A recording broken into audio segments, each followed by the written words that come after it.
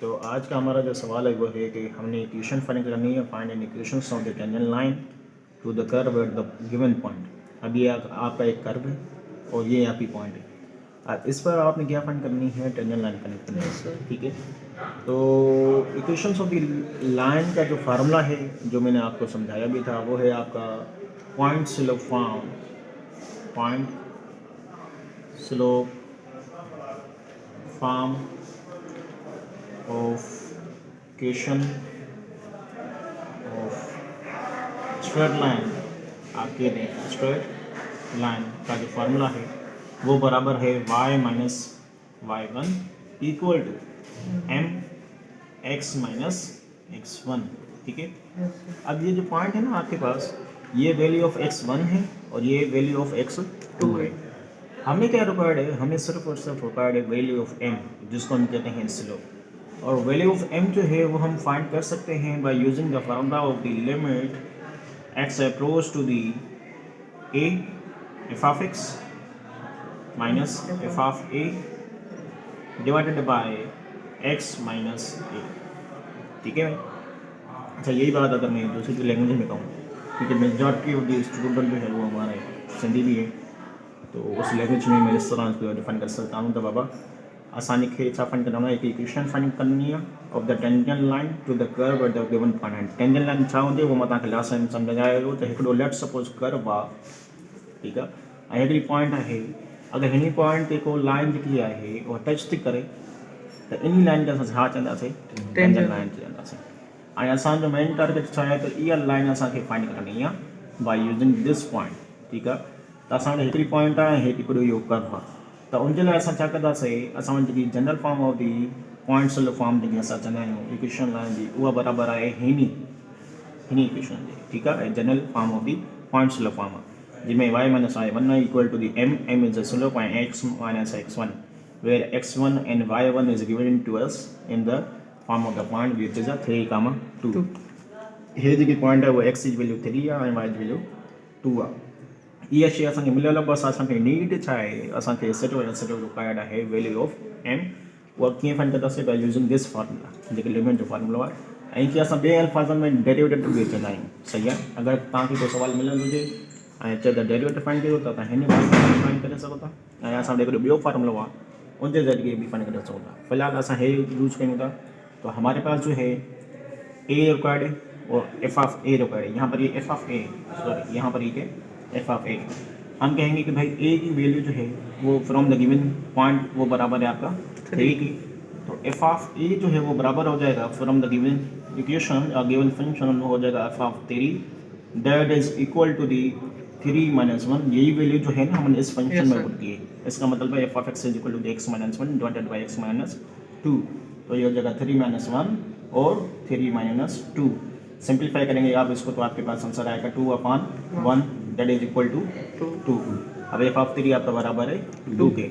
ये किसकी वैल्यू है, ये आपकी वैल्यू है इसकी एफ ऑफ ए की, ठीक है। आप इसको इस तरह में समझ सकते हैं, F of A which is equal to F of 3 that is equal to the 2 इसकी वैल्यू।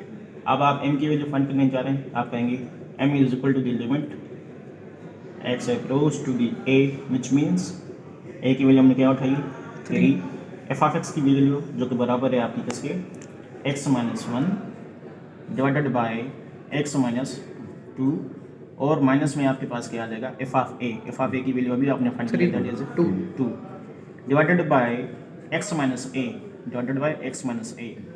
x की वैल्यू जो है वो बराबर है आपकी x आपका सेम a की वैल्यू जो है वो बराबर है आपकी 3 की, सही है भाई। यहाँ पर आप इस डिवीजन का सिंबल दे देंगे डिवाइडेड बाय x माइनस 3। अब आपने इसको सिंप्लीफाई करना है, कुछ नहीं है तो 1 ने, तो इसकी आपने एलसीएम निकालनी है। आप कहेंगे limit x approach to the 3, इन दोनों की लिमिट जो है वो हो जाएगी x माइनस 2, 1 इसके साथ मल्टीप्लाई और x माइनस 2 इसके साथ मल्टीप्लाई, जिसको आप बटरफ्लाई मेथड भी कहते हैं। तो ये हो जाएगा आपका x माइनस 1, ठीक है, और x माइनस 2 मल्टीप्लाई होगा इसके साथ, तो ये हो जाएगा 2 मल्टीप्लाई x माइनस 2, ठीक है भाई, डिवाइडेड बाय x माइनस 3 आपका सेम।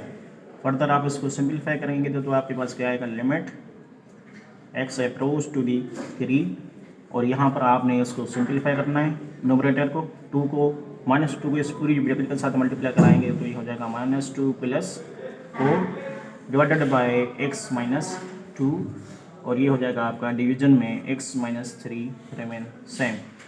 ठीक है, फर्दर तो आप सिंप्लीफाई करेंगे तो आपके पास क्या आएगा, x अप्रोच टू दी 3, यहाँ पर आपके पास बचेगा 2x में से एक x लिया तो आपके पास बचा -x और 4 में से एक लिया तो आपके पास बचेगा प्लस का 3 डिवाइडेड बाय x -2 और यहाँ पर आपके पास बच गया क्या, डिवाइडेड बाय, अच्छा डिवाइड को मैं चेंज करो तो मल्टीप्लिकेशन में तो आपके पास क्या आएगा 1/x -3 आ जाएगा।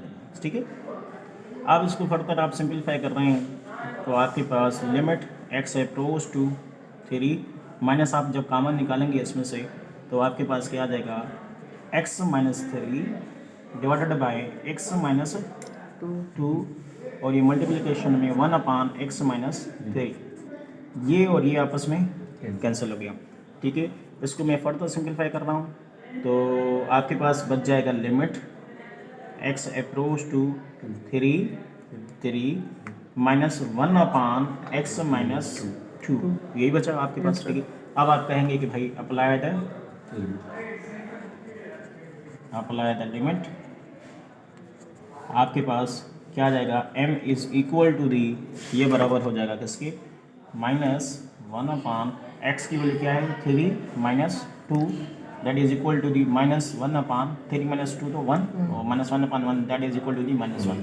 अब m की वैल्यू आपके पास मिल गई which is equal to the -1। अब यही वैल्यू आपने कहाँ पर पुट करनी है, यहाँ पर।